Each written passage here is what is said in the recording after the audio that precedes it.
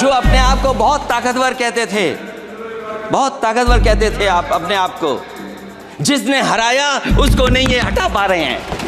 ये दर्द मैं बताता हूं, देखिए दर्द बात पहुंचेगी कि नहीं पहुंचेगी। सभापति महोदया उत्तर प्रदेश से जब से हारे हैं तब से कोई नमस्कार नहीं कर रहा है। तकलीफ वो है आपको। ये चलने वाली सरकार नहीं है, गिरने वाली सरकार है, याद रखना। बुनियाद को नकार कर जो इमारतें उठाएंगे, हम भी देखते हैं वो किस मंजिल तक जाएंगे। आजा दर्द मैं बताता हूँ, दर्द मैं बताता हूँ। माननीय सदस्यों से मैं आग्रह कर रही हूँ, सभापति महोदया दर्द मैं बताता हूँ, दर्द मैं बताता हूँ। बजट पर चर्चा करिए प्लीज, बजट पर चर्चा सभापति जी दर्द मैं बताता हूँ, देखिए दर्द बात पहुंचेगी कि नहीं पहुंचेगी।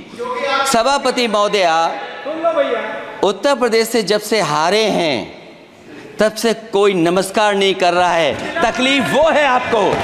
कंप्लीट करिए। वो वीडियो हमने देखा है कि कोई किसी को नमस्कार नहीं कर रहा है, कोई किसी को देख नहीं रहा है। चलिए, धन्यवाद माननीय। और जो अपने आप को बहुत ताकतवर कहते थे, बहुत ताकतवर कहते थे आप अपने आप को, जिसने हराया उसको नहीं ये हटा पा रहे हैं।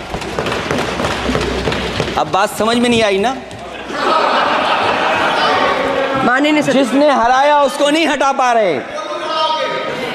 और अगर सभापति महोदय अग्निवीर व्यवस्था समाजवादी लोग स्वीकार ही नहीं कर सकते। आप बजट पर पूरी अपनी बात सभापति रखिए। महोदय अग्निवीर स्वीकार नहीं कर सकते। आप अपनी जब भी चर्चा हम रखिए, सत्ता में आएंगे, साल 2 साल, ये चलने वाली सरकार नहीं है, गिरने वाली सरकार है, याद रखना। माननीय सदस्य, और देखिए आप क्यों नहीं समझ रहे हो, साइकिल हमारा चुनाव चिन्ह है, साइकिल ही आपको सरकार चलवा रही है। जिस दिन साइकिल हट गई आप कहाँ बैठे मिलोगे। और दूसरे हमारे साथी हैं जो हमें लेकर के यहाँ लाए थे।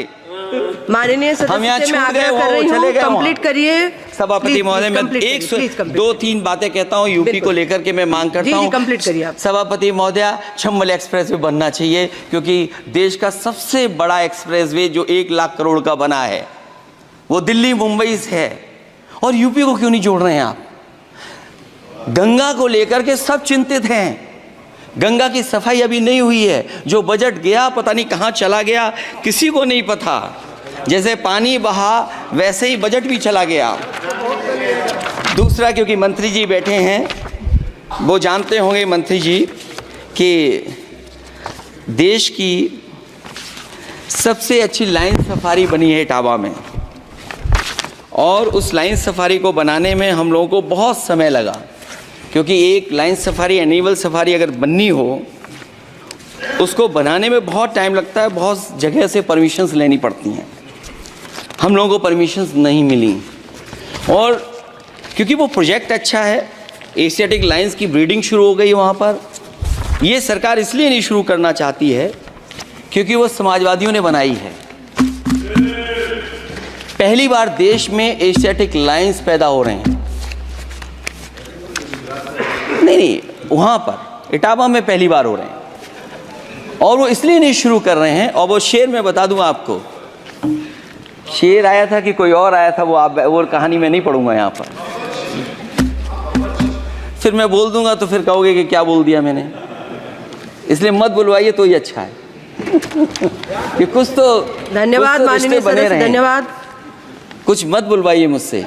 सभापति महोदय, मैं ये कहना चाहता हूँ कि लाइन सफारी, एनिमल सफारी उस क्षेत्र की, यूपी की प्राइड है वो, कि पहली बार ब्रीडिंग सेंटर एशियाटिक वहाँ पर बन गया है।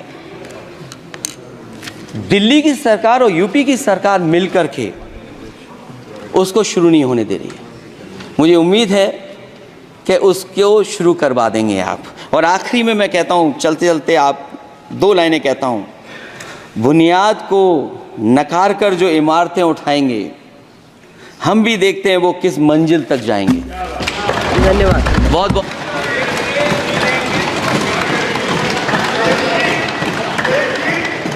अखिलेश जी, कुछ ज्ञान माननीय विपक्ष के नेता को भी दे दीजिए। आपने अच्छा भाषण दिया, उनको भी सिखा दीजिए। हालांकि अयोध्या को मैंने कहा हम काम नहीं रोक रहे हैं, लेकिन सभापति महोदय मैं कहना चाहता हूं, इन लोगों का कौन टाउन प्लानर है, कौन आर्किटेक्ट है मैं नहीं जानता हूं, लेकिन ये जब सरकार से चले जाएंगे तो विश्व की सबसे बढ़िया नगरी अगर कोई बन करके दिखाएंगे तो वो अयोध्या नगरी होगी।